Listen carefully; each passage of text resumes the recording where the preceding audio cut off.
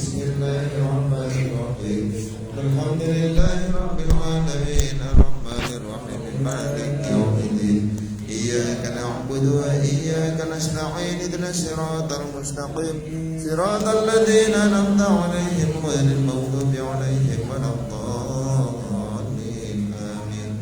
ثم إلى حضرة السلطان والشهد القادر جاهل لمسجد عادل القدوس الحمد لله سيشرح القلب. ثم إلى حضرة الشيخ Haji Masari Kiai Jiwa Bismillah, Kiai Haji As'ad Samsul Arifin, Kiai Haji Ridwan Allah, Kiai Haji Abdul Rahman, Kiai Haji Muhammad Ahmad Salam Mahmud.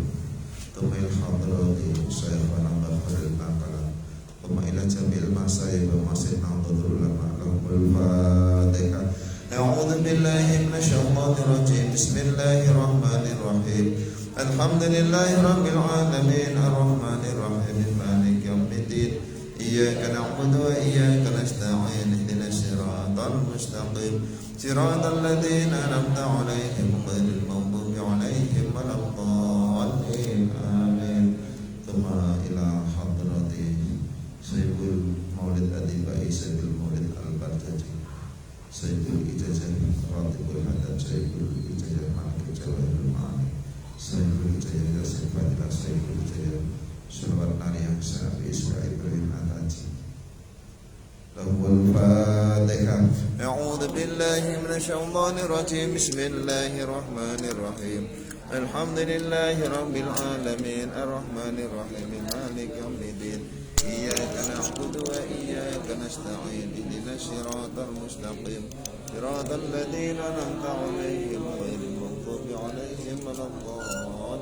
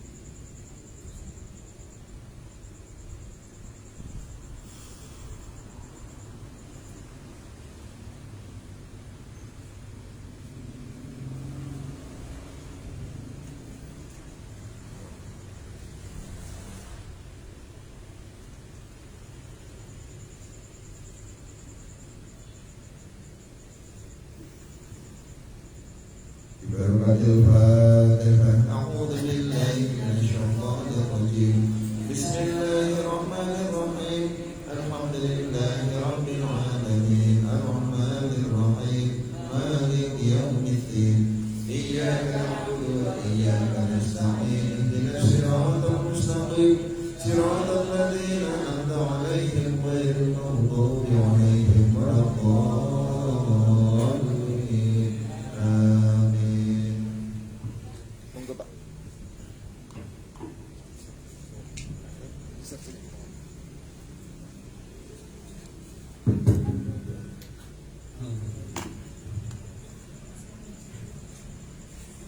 Assalamualaikum warahmatullahi wabarakatuh.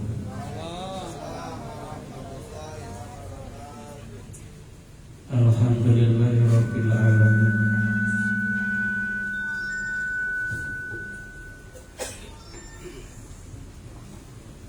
Assalatu wassalamu ala asyrafil anbiya'i wal mursalin wa ala alihi wa ashabihi ajma'in.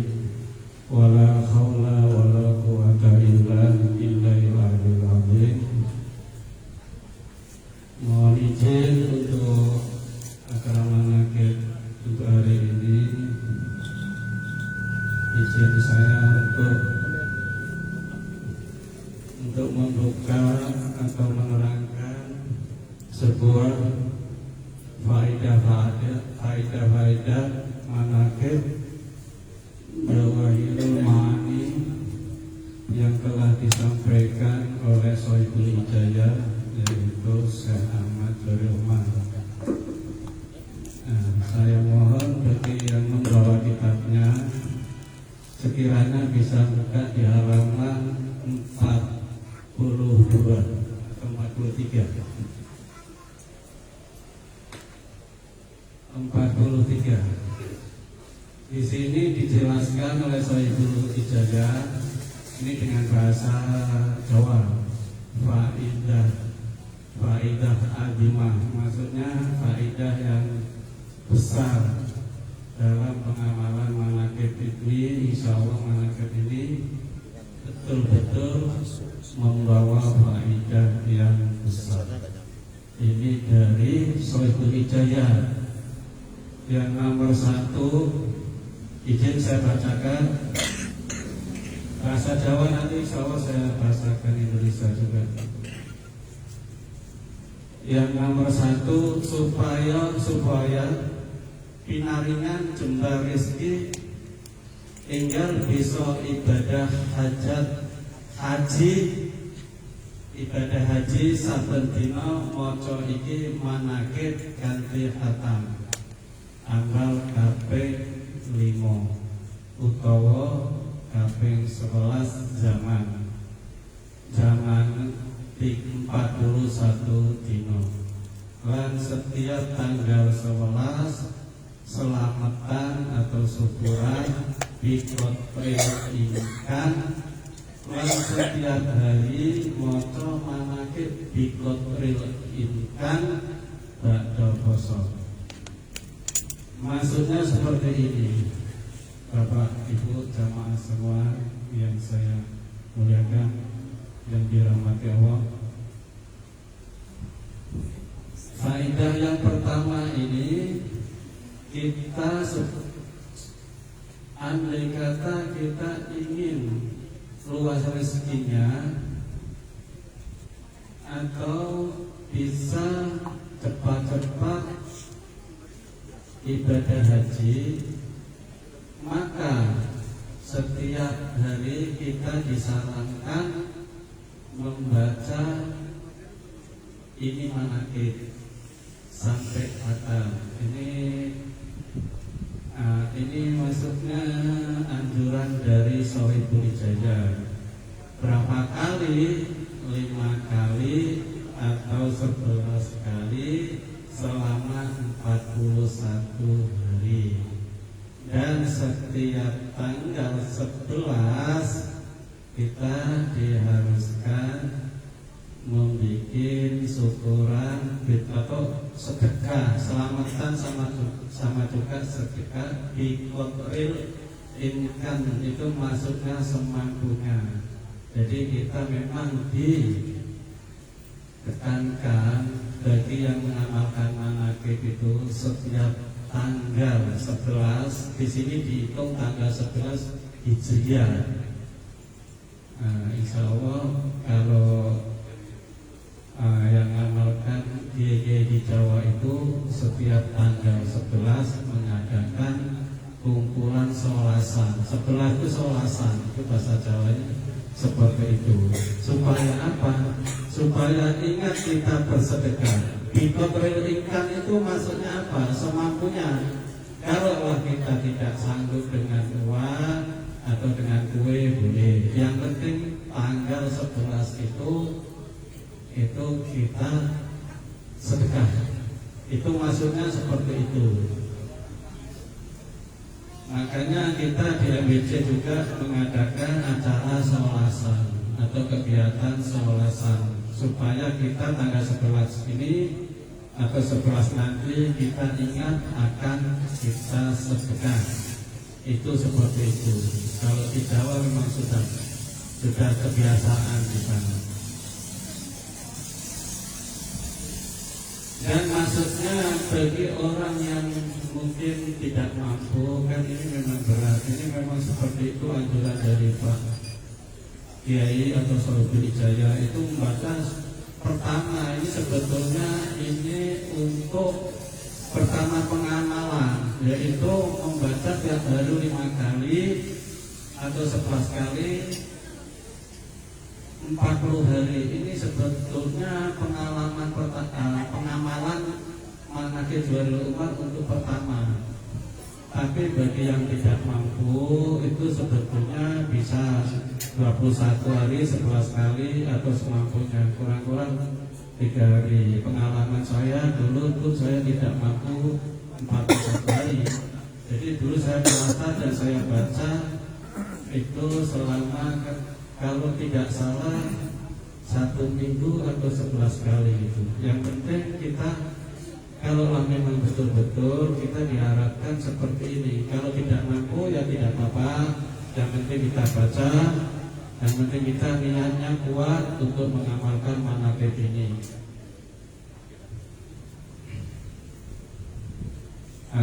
Yang keempat yaitu kita ini yang keempat, mohon maaf, kita waktunya sedikit lagi. Ini untuk memantapkan masalah sholasan ini. Ini dasarnya di sini. Supaya jembar rezekinya dan berkaromah, maka setiap tanggal 11 kita diharuskan mengadakan selamatan atau acara syukuran bikotril ikan juga, dan membaca 1 kali manakib sampai khatam. Ini maksudnya sudah saya sampaikan, yaitu dasar-dasar sholasan gitu. Kenapa kok harus ada sewalasan, ada sedekah. Ini dasarnya di sini. Ini dasarnya dari Shahihul Hijayah, maksudnya seperti itu. Oke, kita baca, mulai kita baca. Astaghfirullahaladzim, alladzi la ilaha illa huwal hayyul qayyum wa atubu ilaih. Astaghfirullahaladzim, alladzi la ilaha illa huwal hayyul qayyum wa atubu ilaih. Astaghfirullahaladzim, alladzi la ilaha illa huwal hayyul qayyum wa atubu ilaih. Ila hadrati sayyidina Muhammadin sallallahu alaihi wasallam wa ala alihi wa ashabihi kiram lahumul Fatihah. A'udzu billahi minasyaitonir rajim. Bismillahirrahmanirrahim. Alhamdulillahi rabbil alamin. Arrahmanir rahim. Maliki yaumiddin. Iyyaka na'budu wa iyyaka nasta'in. Ihdinas siratal mustaqim. Siratal ladzina an'amta 'alaihim ghairil maghdubi 'alaihim waladdallin. Ila hadrati jami'il anbiya'i wal mursalin wa ila al-malaikatil muqarrabin wa ila jami'i awliya'i wa shuhada'i ulama'i wa salihin wa amli kullin wa ashabi kullin wa atba'i kullin wa ila arwahi abina sayyidina Adam wa ummatina sayyidina Hawa wa ma tanassalu bainahuma ila yaumiddin lahumul Fatihah. A'udzu billahi minasyaitonir rajim. Bismillahirrahmanirrahim. Alhamdulillahi rabbil alamin. Arrahmanir rahim. Maliki yaumiddin. Iyyaka na'budu wa iyyaka nasta'in. Ihdinas siratal mustaqim. Siratal ladzina an'amta 'alaihim ghairil maghdubi 'alaihim waladdallin. Amin. وخصوصا إلى روح سلطان أولياء سيدنا شعب القاضي الجيلاني رضي الله عنه ورسوله وفروعه ومسائه وأهل بيته لهم الفاتحة. أعوذ بالله من الشيطان الرجيم. بسم الله الرحمن الرحيم. الحمد لله رب العالمين. الرحمن الرحيم مالك يوم الدين إياك نعبد وإياك نستعين اهدنا الصراط المستقيم صراط الذين أنعمت عليهم غير المغضوب عليهم ولا الضالين. آمين. وإلى آبائنا وأمهاتنا وأجدادنا ومشايخنا ومشايخنا خصوصا سيدنا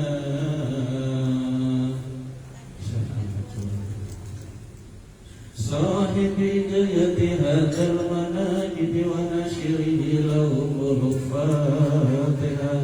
أعوذ بالله من الشيطان الرجيم. بسم الله الرحمن الرحيم. الحمد لله رب العالمين. الرحمن الرحيم. مالك يوم الدين. إياك نعبد وإياك نستعين.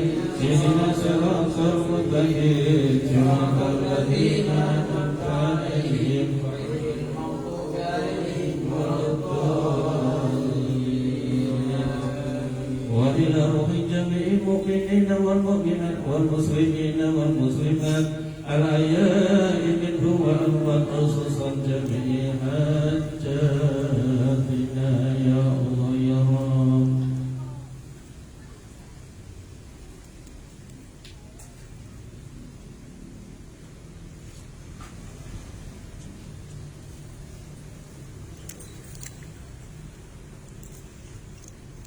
أو صاحب الحاجة لهم الفاتحة.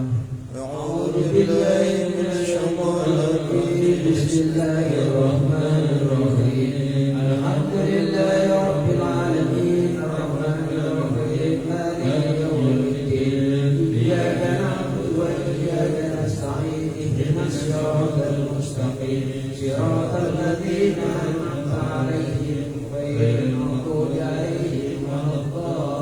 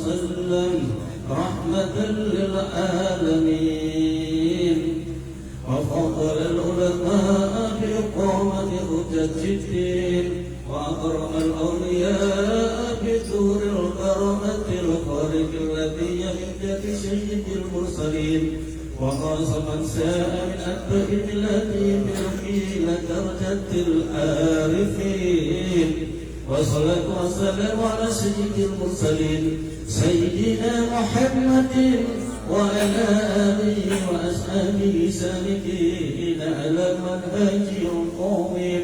أما بعد فهذه جملة من مناكب القطب الرباني وسلطان سلطان أولياء العارفين القربين وإمام العلماء السالكين الراسخين.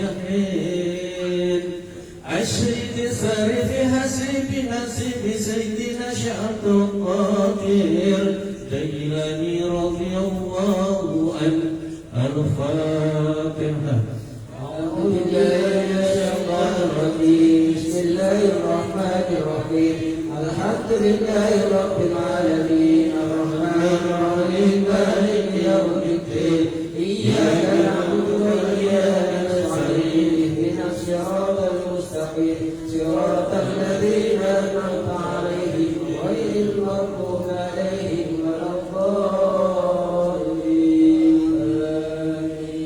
بلغ الله تعالى بذاته علي المقام على وجواهر المآل وآمل إن تخفت من شربته من أسرار أنواره الباهرة ومن كلام العلماء الشهيرة بركة في نشر مناكب أيار وبظهر دوام النعمات وتمام الرحمات ونزل البركات الإعزاز.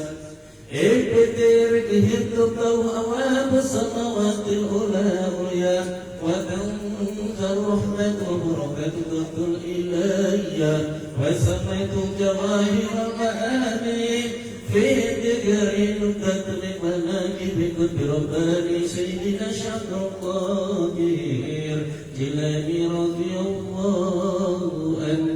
الفاتحة. أعوذ بالله من الشيطان الرجيم. بسم الله الرحمن الرحيم. الحمد لله رب العالمين الرحمن الرحيم مالك يوم الدين إياك نعبد وإياك نستعين اهدنا الصراط المستقيم صراط الذين أنعمت عليهم غير المغضوب عليهم ولا الضالين. فأقول وشيخ الإمام عطار وقد علياء المعظم وقرآن الأشياء الكرم سقر الثقلين والسر إلى قدرة الملك الأعلم در مقام أعلم القطب الرباني والرسات برهاني والهيكل مصمداني وسروراني وهو أبو محمد مهيدنا عبد القادر جيلاني رضي الله عنه. الفاتحة. أعوذ بالله من الشيطان الرجيم. بسم الله الرحمن الرحيم. الحمد لله رب العالمين الرحمن الرحيم مالك يوم الدين إياك نعبد وإياك نستعين اهدنا الصراط المستقيم صراط الذين أنعمت عليهم غير المغضوب عليهم ولا الضالين.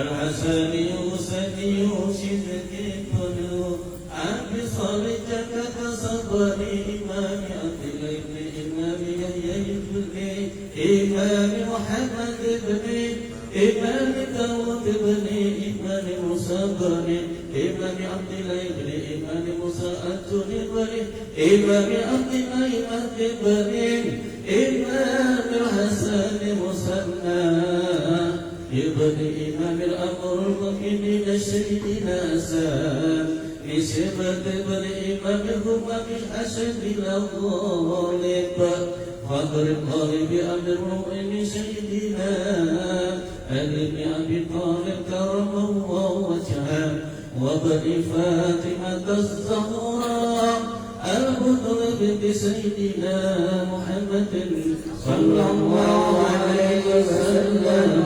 الرسول. الفاتحة. أعوذ بالله من الشيطان الرجيم. بسم الله الرحمن الرحيم. الحمد لله رب العالمين الرحمن الرحيم مالك يوم الدين إياك نعبد وإياك نستعين اهدنا الصراط المستقيم صراط الذين أنعمت عليهم غير المغضوب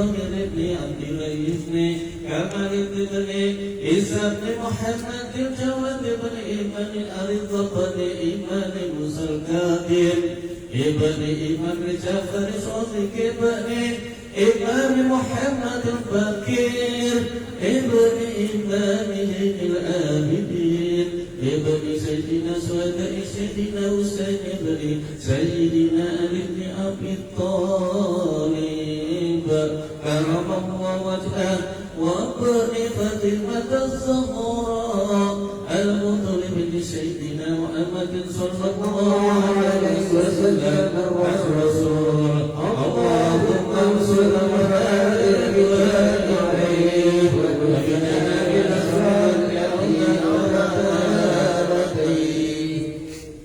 ولد رضي الله عنه بجيلان وهي بلاد متفرقة من ورد فرسة في ليلة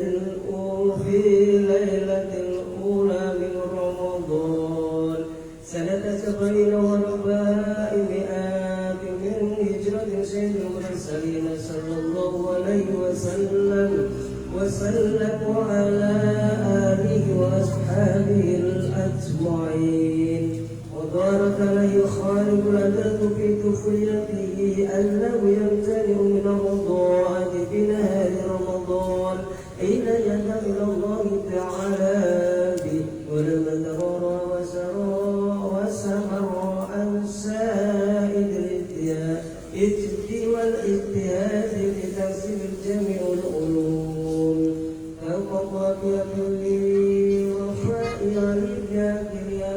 خلطة المهدل المحمود أحمد الجليل وأبي الحسين محمد بن القاضي أبيالا وقرأ الأدب على أبي زكريا يحيى بن علي التبريزي وأخذ العلم طريقة الأهل الآلف بلاي الشيخ أبي الخير ومحمد مسلم الدباس ولابس بيد القاضي أبي سعيد المبارك الخرقات السريفة الصوفية وتأدب بأدبه الوافية ولم يزل ملحوظا بالعناية الربانية متمسكا بالكتاب والسنة وإن كان رضي الله أن يقول لا يسلك للمجلسة بالخلق تعالى إلى المقتضرون من رجس الزلات ولا ينبغي لفكر أن يتصدر إرشاد الناس إلى أن أعطوه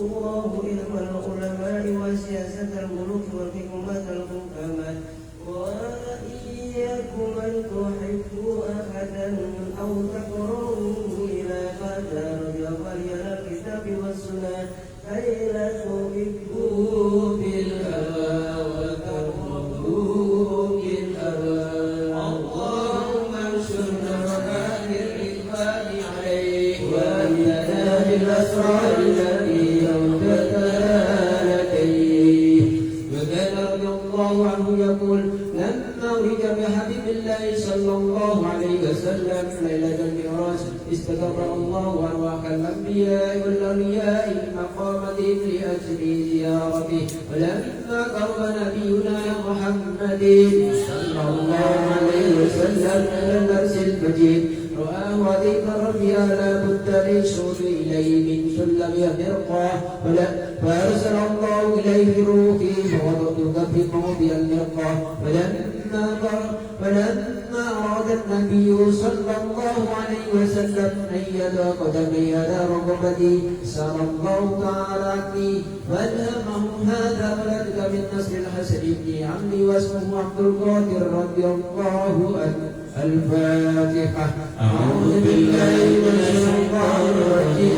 بسم الله الرحمن الرحيم. الحمد لله رب العالمين الرحمن الرحيم مالك يوم الدين إياك نعبد وإياك نستعين اهدنا الصراط المستقيم صراط الذين أنعمت عليهم غير المغضوب عليهم ولا الضالين آمين.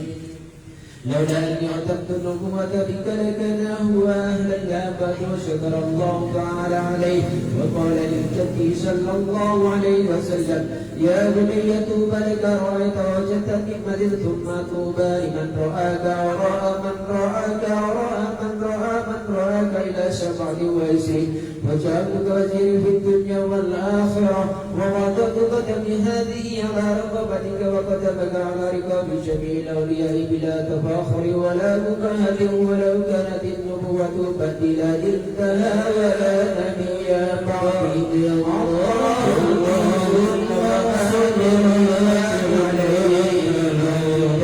بالأسرار التي أوتها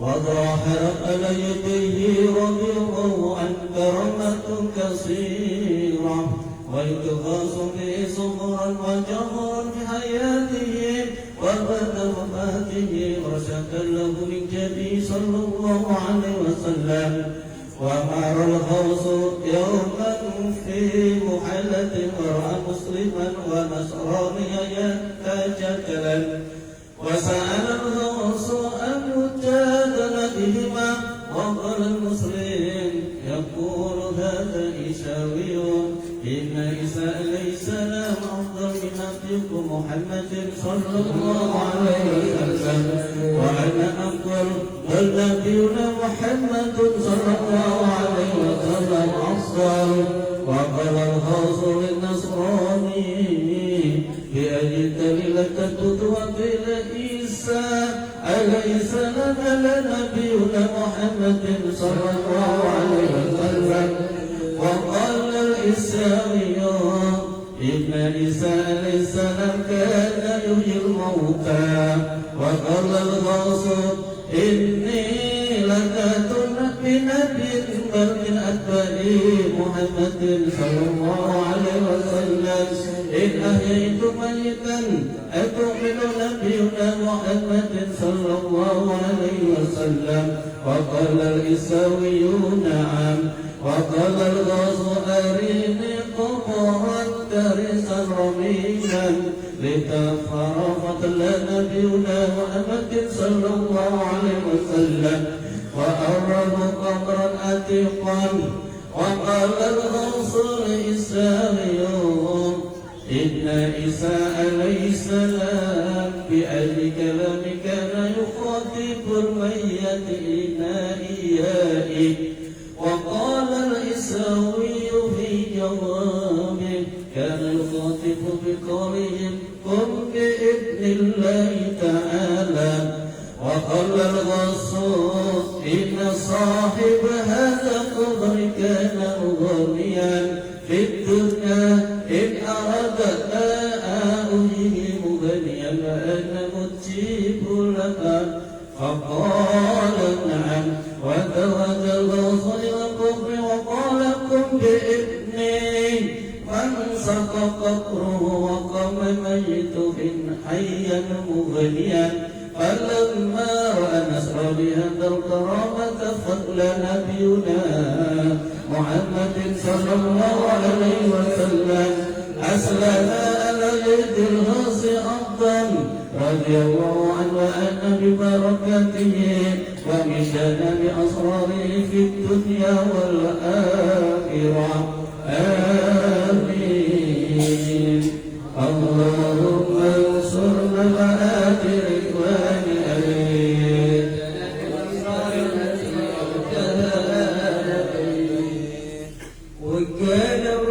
وكان رضا الله أن يلبس الفرس العلماء وينطق الناس ويلبس ربيع ويركب بلة وترفع بين يديه الغاشية ويتكلم على الكرسي وكان في كلامه سرعة وجهه وإذا رآه بالقلب خاشع وإذا رأيته فقد رأيت الناس كلهم وإذا مر الجامع يوم الجمعة وقف الناس في الأسواق يسألون الله بحوائجهم وكان له ست وسلت فسأل رضي الله عنه وأتاه رضي الله عنه جمع من رافضة في كوفتين مخطتين وخطمتين وقالوا له كلنا ما في هاتين الكوفتين ونزل من الكرسي ووضع يده على الكتاب لهما وقال بأبي صبي معه وأمر ابنه أبي الرزاق بفتحها ففتحها فإذا بها صبي معه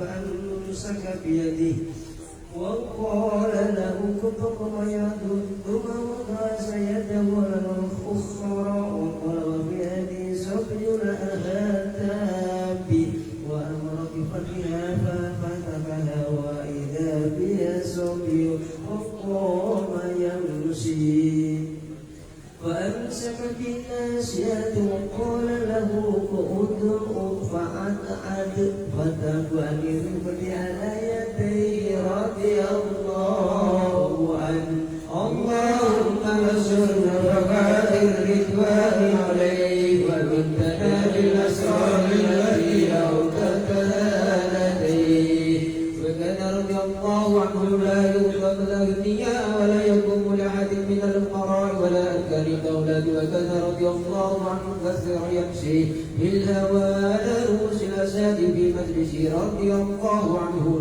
وجاء امرأة إلى صحيح عبد القادر رضي الله عنه الفاتحة أعوذ بالله من الشيطان الرجيم بسم الله الرحمن الرحيم الحمد لله رب العالمين الرحمن الرحيم مالك يوم الدين إياك نعبد وإياك نستعين اهدنا الصراط المستقيم صراط الذين أنعمت عليهم غير المغضوب عليهم ولا الضالين آمين في بلدي وقال إن ابني هذا سديد تعمل بالطبع بلا الشيخ وأمر بالمجاهدة وسلوك الطريق السلفي وأخبره يوم النحيل مصبرا من نتار الجوع والسير ورأت يكون محصد السعير ودخل على الشيخ ووجد الجد بين يديه نعمه الله بجد مسروقة فقالت يا شيخ يا غوث لا قلت الجاد ويقلبني حج السعير فوضع الشيخ يده على تلك العظام وقال لها كن بإذن الله تعالى الذي يحيي العظام وهي رميم فقامت مجردة فصاحت لا إله إلا الله لا إله إلا الله محمد رسول الله سيد القادر ولي الله لا إله إلا الله لا إله إلا الله محمد رسول الله سيد القادر ولي الله لا إله إلا الله لا إله إلا الله محمد رسول الله سيد القادر ولي الله الفاتحة أعوذ بالله من الشيطان الرجيم بسم الله الرحمن الرحيم الحمد لله رب العالمين الرحمن الرحيم مالك يوم الدين إياك نعبد وإياك نستعين اهدنا الصراط المستقيم صراط الذين أنعمت عليهم غير المغضوب عليهم ولا الضالين فقال الشيخ إذا صعدت بهذا فليقل ما شاء ومر على المجلس رضي الله عنه حنة طائرة فيها من شديد الريح فصاحت وشوشت على الحاضرين فقال الشيخ يا ريت هدي رأس هذه الفتنة ورعت بوقتها موضوع الرأسي فنزل للكرسي وأخذها في يده وأمر الأخرى عليها وقال بسم الله الرحمن الرحيم وحيت وطارت سوية بإذن الله تعالى والناس يشاهدون اللهم انصرنا على الرضا عليه ومنها بالأسرار التي أوتها لديه وكان رجل أن حيف البدن وأنظم بأرض صدري أرض اليد طويلا صغر اللون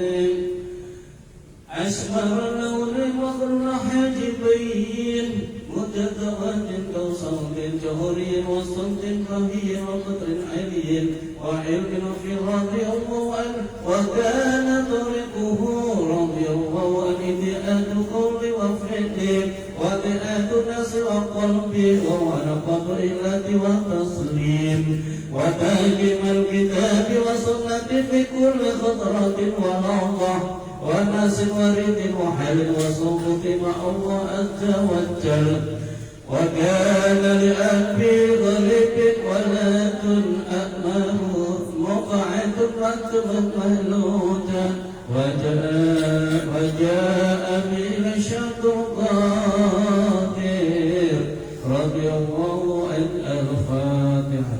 أعوذ بالله من الشيطان الرجيم. بسم الله الرحمن الرحيم. الحمد لله رب العالمين الرحمن الرحيم مالك يوم الدين إياك نعبد وإياك نستعين اهدنا الصراط المستقيم صراط الذين أنعمت عليهم غير المغضوب عليهم ولا الضالين آمين. فقال له شيخ قم بإذن الله تعالى فإذا صدي يحضر وهو يبصر ونابه أهات وذلك الحاضرون وروعات أسماء إلى ذرة جبل لعجة لها فعلم برواحها رسول الفشق فرح ورآها ورد أي لوساتيها اسمتها ولقد تدرك الناصية مرجاء فنادت يا شعب القادر أيسني أيسني أيسني.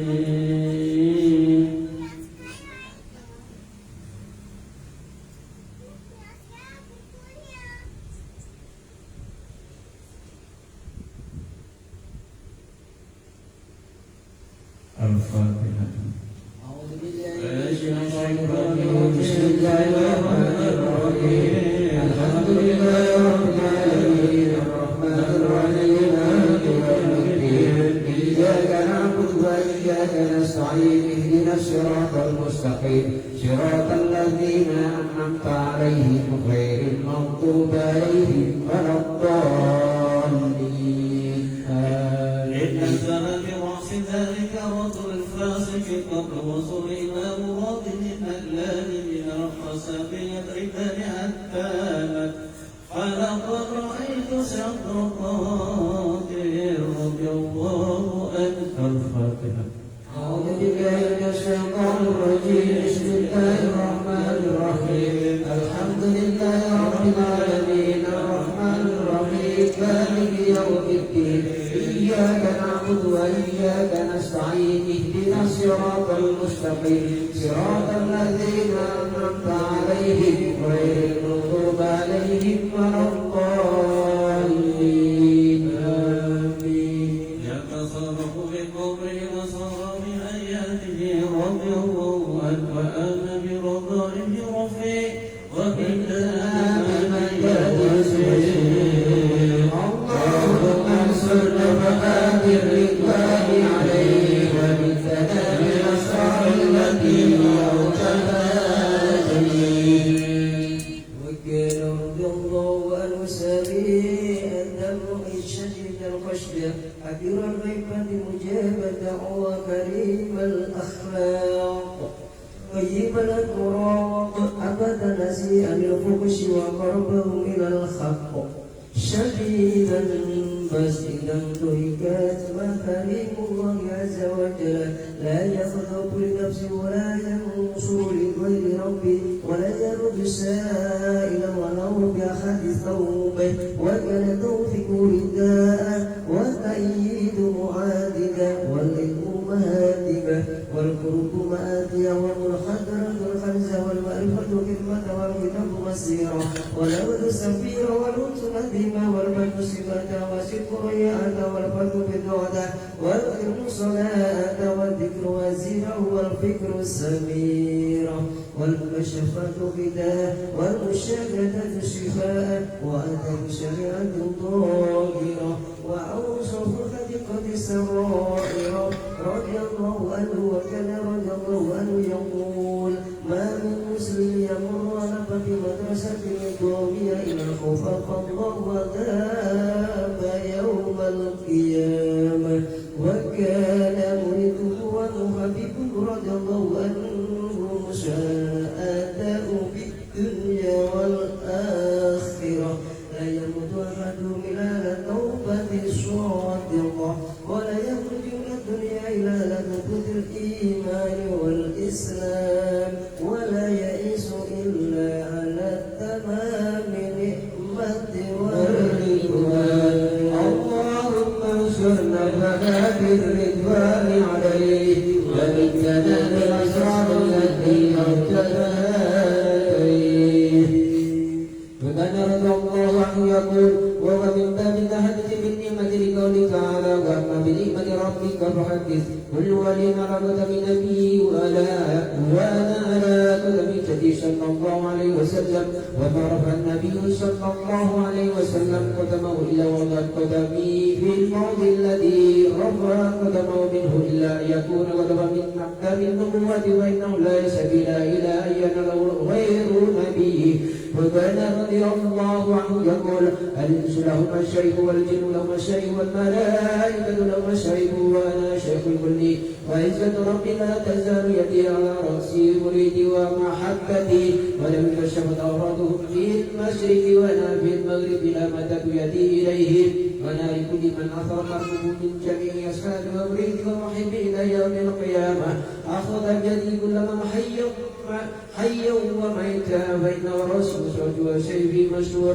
ورمح منصور وقوسي موتور ونبائي فوق وسامي صائبة لحيد مريدي وهو غافل أنا نار الله الموقدة أنا سنا في الأحوال أنا بحر بلا ساحل أنا دليل الوقت أنا المتكلم في غيري أنا الموجود أنا المنقود أنا الموجود يا صواب يا قوام يا أهل الجبال كالجبال يا أسرع حكم سوامعكم أقبلوا إلى أمر من الله يا رجال أوطان يا أبدال يا أبدال هلموا إلي وخذوا بحر الذي لا ساحل له يا عزيز أنت واحد للسماء والأرض أنت الكبير الجبار المتكبر وأنا الحكيم الفقير الدليل لا إله إلا أنت عزة ربي نسبك والأسياء يردون علي ويوقفون لدي بين نور عيني في اللوح المحفوظ مقيما أغاير في بحر علم القديم أنا حجة الله عليكم يوم الأرض أنا نبي رسول الله صلى الله عليه وسلم ووارثه الذي سنة تسلم علي وتؤثرني بمن يجري فيها ومن الشهر وكان الأسبوع وكان اليوم وكان رضي الله يقول ومن استغاث بي في غربة مصيبة ومن ناداني في شدة هدي فرجة ومن توسل بي في حاجة هديت حاجته فإذا سألتم الله تعالى فاسألوه بي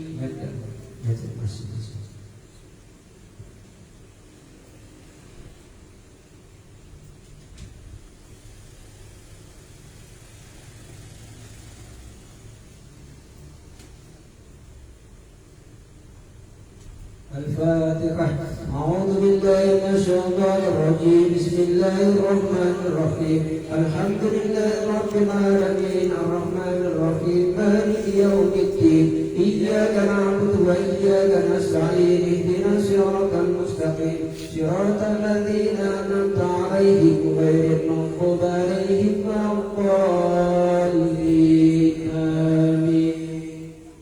رضي الله عنه وفضائله رضي الله عنه كثيرا وأول أظهر من شمس ظهيرة وأوله أوفق لذا من أمور السليمة وكان الإخوة تامت علينا بركته في ليلة الجمعة 11 من شهر ربيع الثاني سنة 61 و500 وعمره 91 سنة وتبين بمكة قطره ضير يجار وأشهد من شعر الأبطال رضي الله عنه ونفعنا به أجمعين. اللهم آمين اللهم آمين اللهم آمين. اللهم انصرنا بالرضوان عليه وأهلكنا بالأسرار ربك هالتين وحسبت ما رمى وما تممنا به وتممنا كرمنا وقصدناه فالنرفع إلى الله العزيز العليم ونتسفى بسيد المرسلين وكهل ميد الطاهرين سلطان العليا العارفين وبأهل بيت الأخيار المرزوقين فنقول اللهم إنا نتسفى إليك بنبيك محمد صلى الله عليه وسلم ونسألك بأنفاس هذا العارف الأكبر صاحب المناكب الأشهر وسر الأجهار وبالشاركين على منهاجه الأنوار والمقتربين لانتهاء علمه الأظهار وفيد معارف الأشهر أن تمتنا بدين أنفاس ودنيا لنا لثمار الدراسين يا أيها الأرواح المقدسة يا خط يا قد يا إماما يا أوتاد يا أمتاد يا رقبا يا نجبا يا نقبا يا أهل الذراع يا أهل الأخلاق يا أهل السلامة يا أهل العدل يا أهل البث يا رب يا أهل الجلال والرقب يا رب العباد يا يشاء الجاد يا أهل الأنفاس يا أهل الطغير منكم والشهادة يا أهل القوة والأنزال يا أهل الهيبة والجلال يا أهل الفتح يا أهل المعارج الأولى يا أهل الإمداد يا أهل المبتلى يا أهل الجهاد الست يا أحباب أيها الأرواح الطائرة من رجال الغيب والشهادة كونوا عونا لنا في نجاح الطلبات وتيسير المرادات وانهاض العزمات وتأمين الروعات وستر النورات وقضاء الطيور وتأكيد الظنون وزلل الحجب الغياهب وحسن الخواتم والنواكب وكشف الكروب وغفران الذنوب بجاه سيدنا محمد صلى الله عليه وسلم.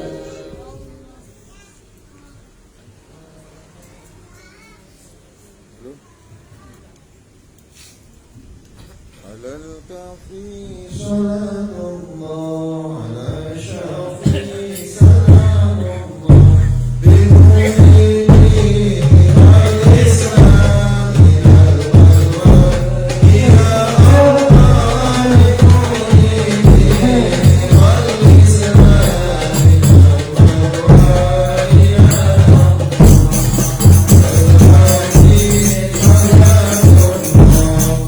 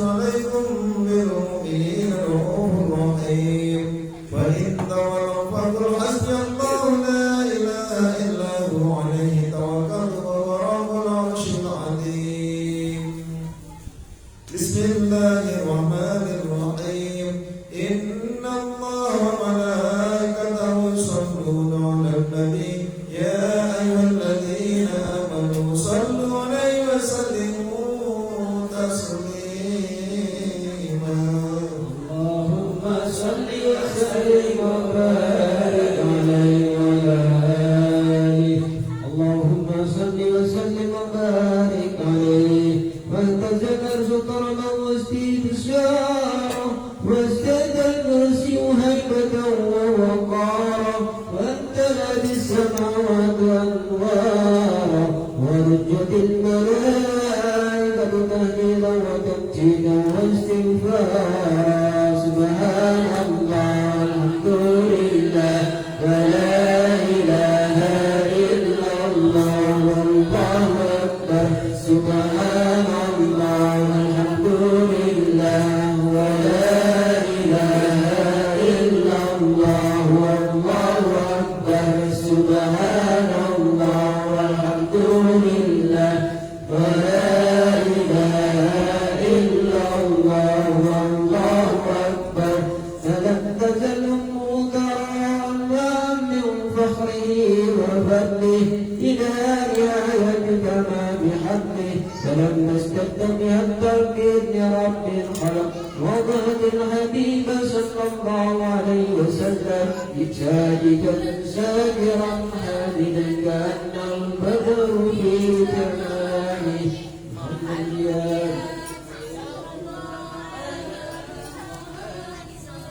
صلى الله عليه وسلم صلى الله على محمد صلى الله عليه وسلم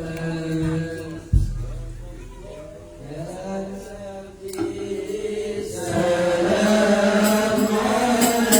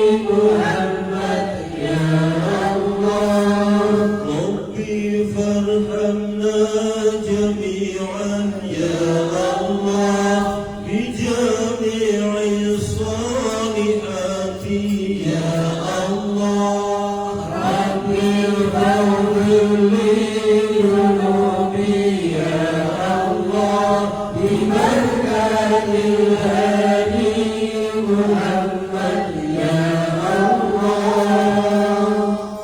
طلع البدر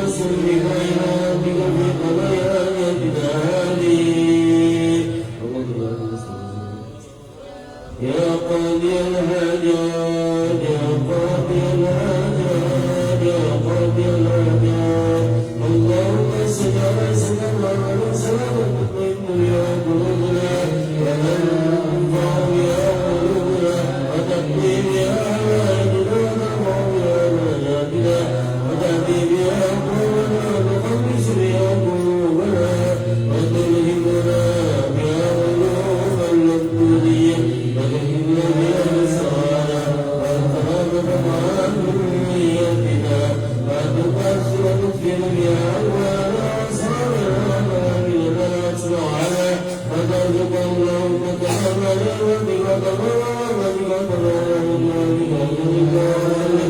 وصل وسلم وبارك على سيدنا محمد وعلى آله وصحبه وتفضل وتبارك وأتمتع إلى يوم البعث وفي الحرائق أجمعين والحمد لله اللهم صل وسلم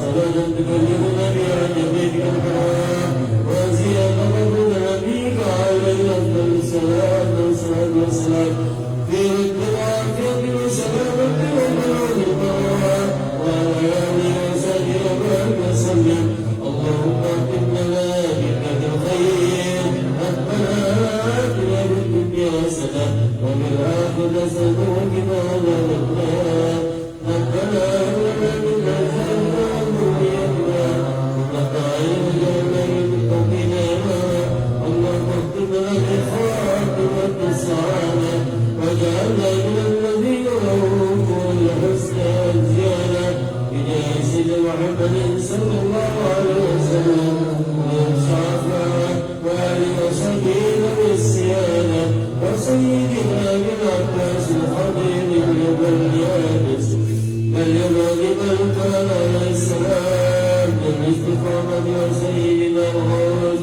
العظيم الشعر وقدر الجهاد رضي الله عنه ذو الكرامة وصلى الله على سيدنا محمد وعلى آله وصحبه وبارك وسلم والحمد لله رب العالمين تقبل الله منكم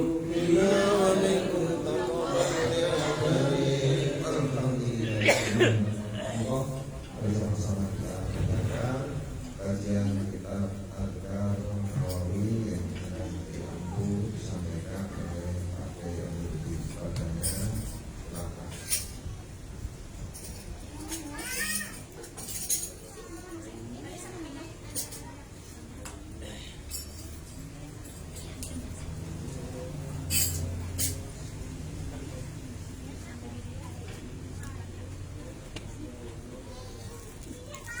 Assalamualaikum warahmatullahi wabarakatuh.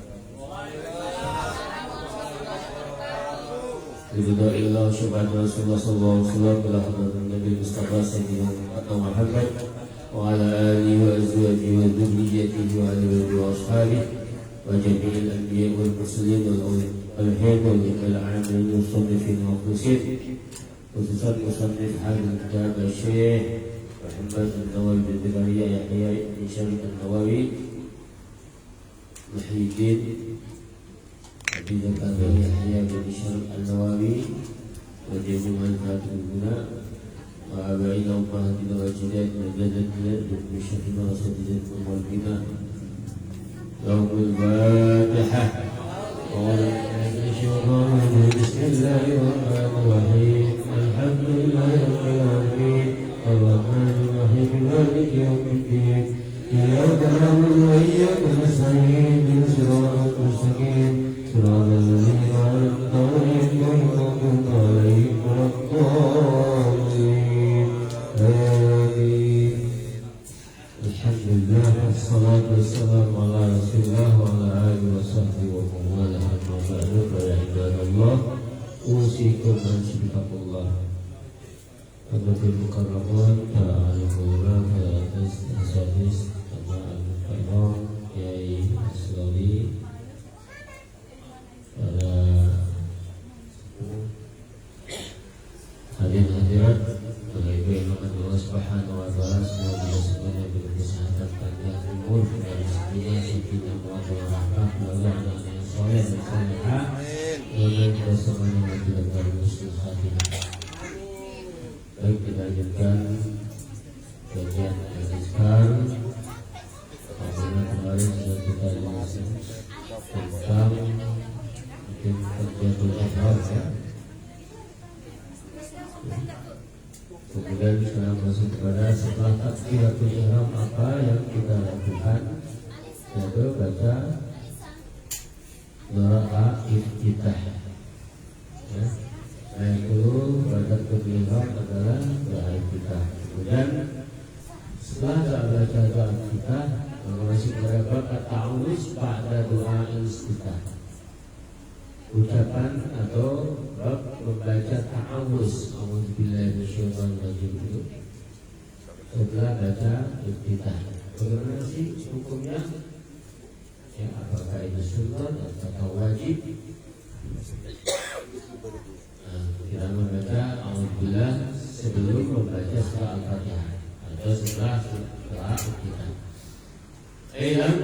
Kalau Musa rahimahullah wa nabi wa bihi bidanamin ilam ketahuilah anna ta'awuz sesuai baca ta'awuz pada doa iftitah setelah doa iftitah itu sunnatun adalah hukumnya sunnah bil ittifaq secara mufakat ittifaq ulama bahwa muqaddamatul qira'ah dan dia itu yaitu ta'awuz adalah muqaddamatun merupakan pembuka dari qiraah membaca dari membaca Al-Quran. Karena Allah berfirman Allah Ta'ala "Fa'idha qara'tal Qur'ana fasta'id billahi minasyaitonir rajim."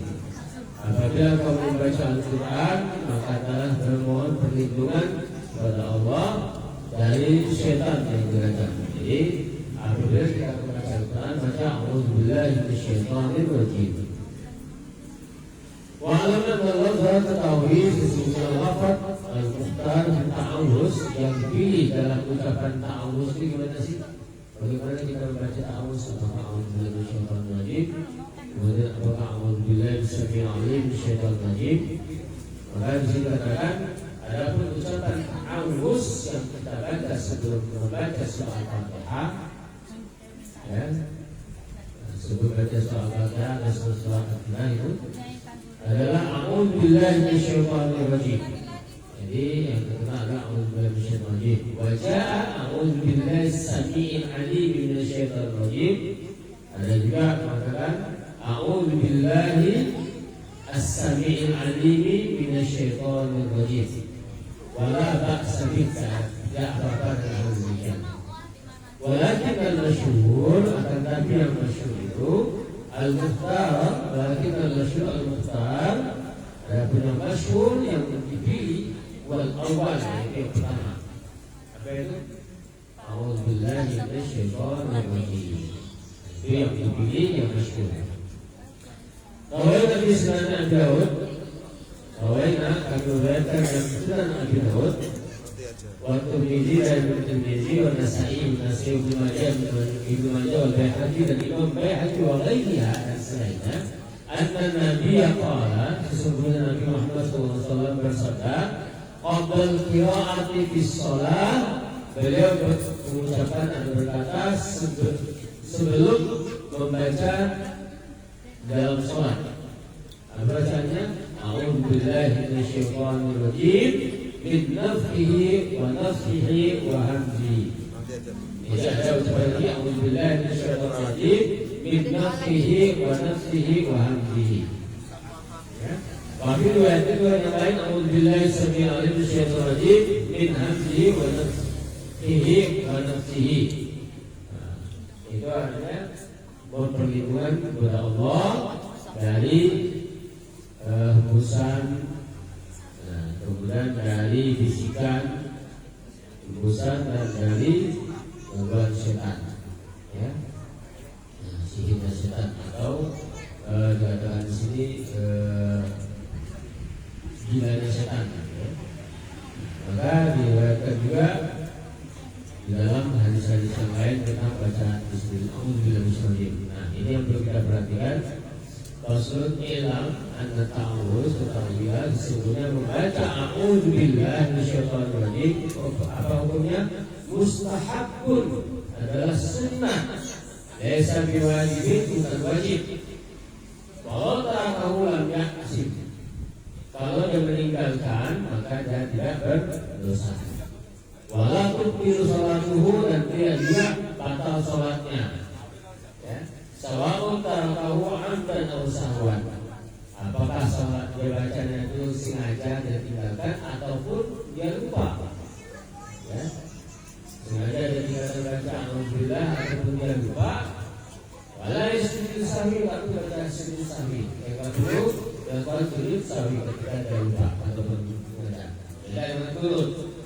Kalau turut, kalau kita turut hukumnya apa? Sunnah. Kalau kita enggak urut, baik itu kita sengaja ataupun kita lupa, maka disunahkan lagi sujud sahwi sampai tasyahud awal. Tasyahud awal dia sunnah. Nah, kalau membaca alhamdulillah atau ta'awudz itu tidak perlu pakai sujud sahwi. Karena dia mustahabun fi jami'i sholawat. Jadi itu disunatkan dari seluruh salat yang kita lakukan. Dari itu salat wajib maupun salat sunat, semua salat. Cuman kapan itu waktu yang baca ta'awudz sudah disunatkan? Apakah di awal rakaat pertama kan? Atau rakaat kedua? Atau ketiga? Atau seterusnya? Atau cuma rakaat pertamanya? Atau semuanya? Bayangkan malam anak ta'awudz, tahu sesungguhnya membaca ta'awudz itu mustahabun, disunatkan. Kapan? Fil rakaatil ula, pada rakaat pertama bil ittifaq, dengan secara ittifaq. Jadi disunatkan itu secara ittifaq seluruh ulama. Di rakaat pertama itu disunatkan membaca ta'awudz. Jadi sebelum baca Bismillah al-Fatihah baca ta'awudz dulu. Ya. Fa'illam ya'ti bihi fil awal, kalau dia enggak melakukannya atau membacanya ketika pertama kali di rakaat pertama maksudnya, kalau dia tidak membaca ta'awudz pada rakaat pertama, ata bihi bisanya, maka dia membacanya di pada rakaat yang kedua. Itu. Fa'illam ya'ti pada, kalau bagian dari rakaat kedua berarti seterusnya rakaat ketiga. Kalau rakaat ketiga berarti yang pada rakaat yang keempat. Tidak disunahkan tetap dibaca ta'awudz. Walau ta'awudz fil ula, apabila dia telah membaca ta'awudz pada rakaat pertama, harus terjadi misalnya apakah disunahkan tetap rakaat kedua? Nah, maka fihi wa jahani itu ada dua pendapat. Ya sahabina menurut mazhab Syafi'i, ya. Ulama-ulama Syafi'i. Asahuma, adapun yang lebih sahih adalah annahu yustahabu, sesungguhnya itu disunatkan membaca pada rakaat yang kedua. Ya, Allah itu akan disunatkan pada rakaat kedua. Annahu yustahabu. Kalau bisa adalah bahwa membaca ta'awudz ini pada rakaat kedua juga disunatkan. Lagi mau diulah akhir akan tetapi pada rakaat pertama itu lebih diutamakan, lebih disunatkan, lebih ditekankan pada rakaat yang pertama. Wa idza ta'awwadha fi shalah, apabila baca ta'awudz pada salat allati yasiru fiha, yang mana salat itu dilakukan dengan sir, berdoa dan membacanya asal ta'awudz. Kalau salat itu bacanya sir, maka ta'awudz juga sir. Kemudian fa'in ta'awwadha fillati yujharu fiha bil qira'ah, apabila ta'awudz itu dibaca pada bacaan yang dibaca dengan keras, yaitu bacaan yang keras, fahal yujhar, apakah ta'awudz itu berjahar? Ketika sholat maghrib, isya dan subuh kan keras. Apakah baca ta'awudz dipotong juga? A'udzubillahi minasyaitonir rajim. Maka jawabannya fihi khilafun, ada perbedaan pendapat min ashabina pada pendapat dari ulama Syafi'i. Ada sebagian mengatakan maqala yusiru, ada mengatakan disirkan. Ya, kalau saya baca keras. Ada mengatakan maqala al-jumhur dan berkata para jumhur. Syafi'i, Imam Syafi'i fil mas'alati qaulani dalam masalah ucapan itu ahadahuma yastawi jahar. Sebagian ucapan daripada Imam Syafi'i mengatakan yastawi jahar, sama dijaharkan.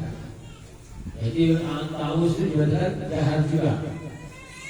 Wal israri dan dibaca sahih sihir atau benar-benar.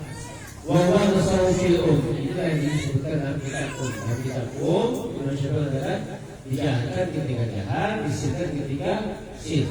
Ya, wasani sanul jahar, sedangkan pendapat yang kedua ada disunatkan jahar wawa nasawfil imla.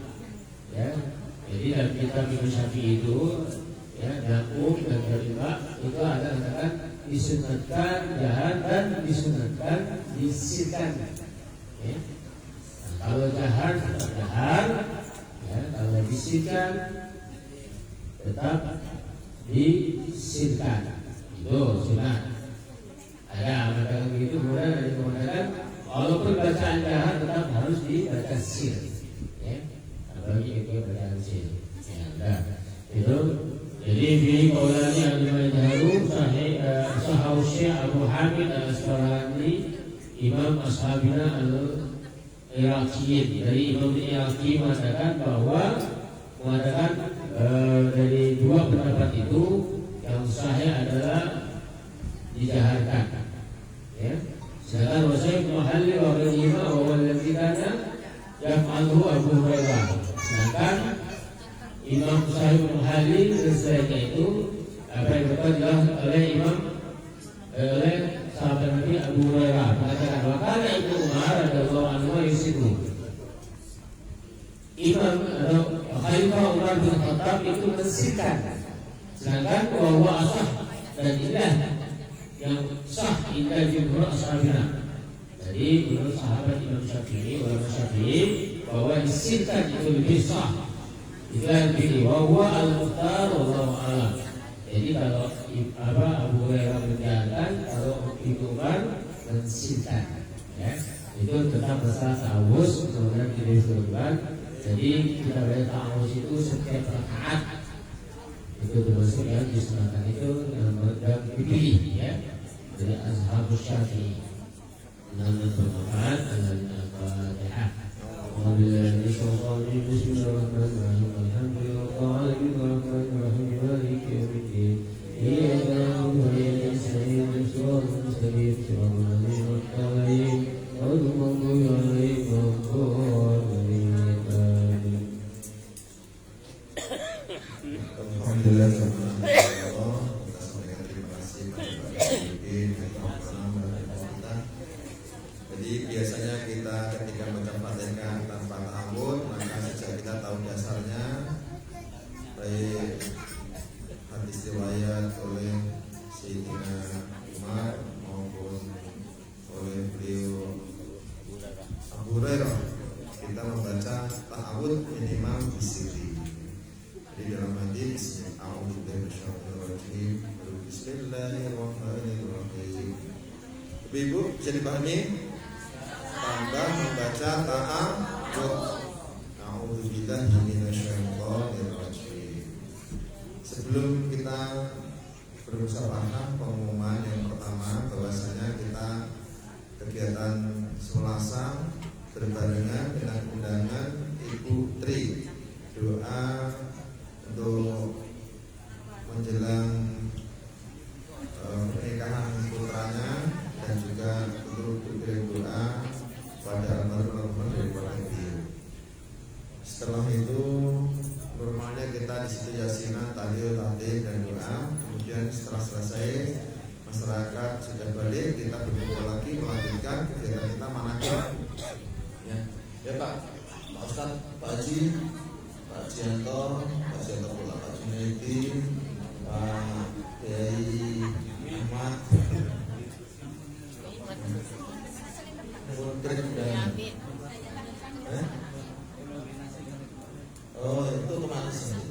kita kasih tahu terus. Insya Allah seperti itu.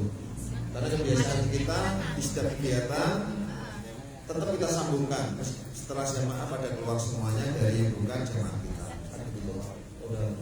Kecuali yang bukan jamaah kita, karena tidak bisa kita pulang. Makanya ketika di pamannya Mas Satima pas bersamaan dengan kita, ya kita tidak istiqosah langsung balik, karena khawatir nanti tidak kuat karena terlalu malam, ya makanya kita langsung pulang. Nah ini kan putri zaman kita sendiri, sehingga ketika selesai tahlilan asinan kita lanjutkan dengan manakib. Jamaah berapa yang sekiranya sebutkan gitu. Bisa dipahami ya Pak ya? Kita mengukur sendiri seperti itu. Baik, mari bersama-sama kita bersama untuk memohon kepada Allah semoga dengan meskipun amal yang kecil tapi bisa menutup dosa kita dan menjadi bagian amal yang istiqomah. Insyaallah tajribul karamah wa khairu min arafil karamah la istiqomah. Ini bisa lewat, kalau tidak bisa lewat masukkan lagi Bu. Masukkan lagi bisa lewat seperti biasa ke Ibu Manu di situ aja biar Bu Linda yang jalan. Tiga center di sini.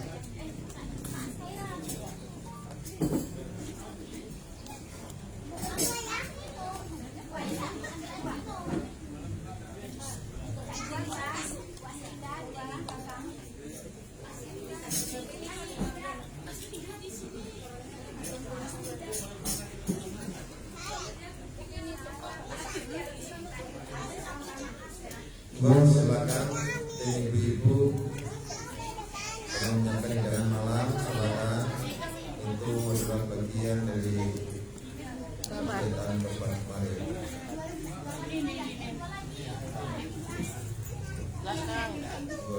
Silakan. Ini air zikir semoga menjadi obat untuk kita semuanya. Insya Allah. Air zikir. Terima kasih yang telah bersedekah air zikir semoga barokah. Ada yang belum? Alhamdulillah. Niatkan obat.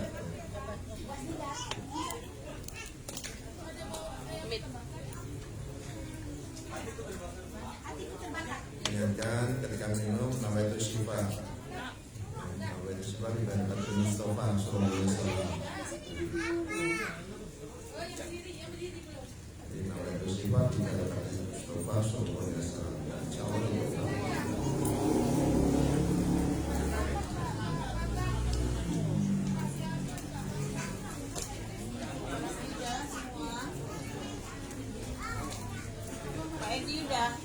Bu Mami, bareng ya. Kasihkan Bu Anu, Bu Titin. Pun. Alhamdulillah ya wis. Datang nih.